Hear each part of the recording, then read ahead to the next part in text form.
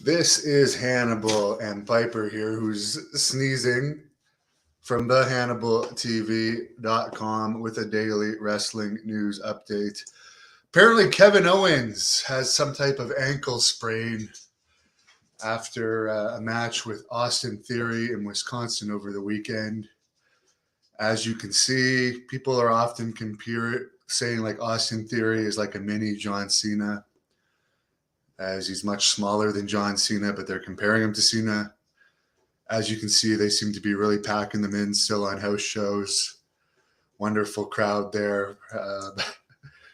Nick Aldis is continuing to bash NWA despite Billy Corgan still paying him till the end of his contract. Corgan, I would just cut him loose.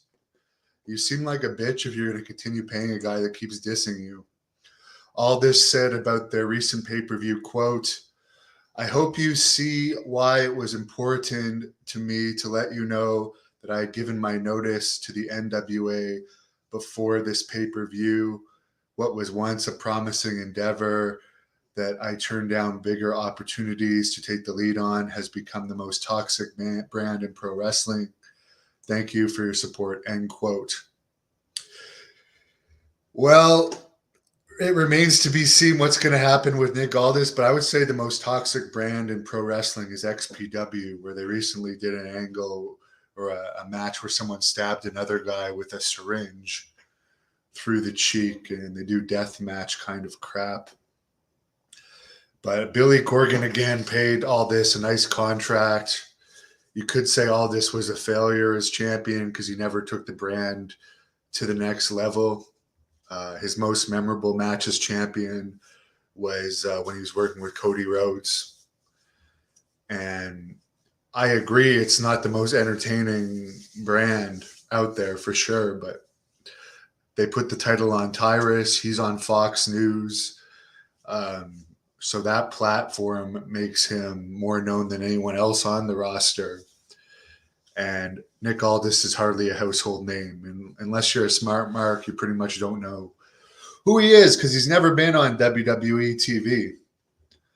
And bashing a company, the only company that really gave him a really good push, to me, as a former promoter, would make me hesitant to book him and push him.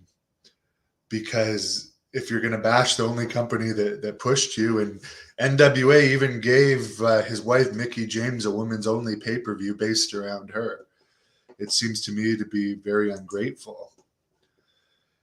Apparently, Anthony Rumble Johnson, MMA fighter in UFC and Bellator, passed away at only 38 this past weekend. He'd been seriously ill since September 2021.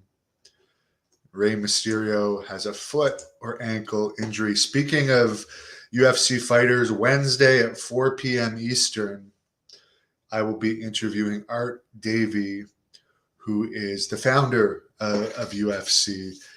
And I'm looking to do more interviews, and anyone that wants to help support this channel and help me get more interviews can always become a channel member.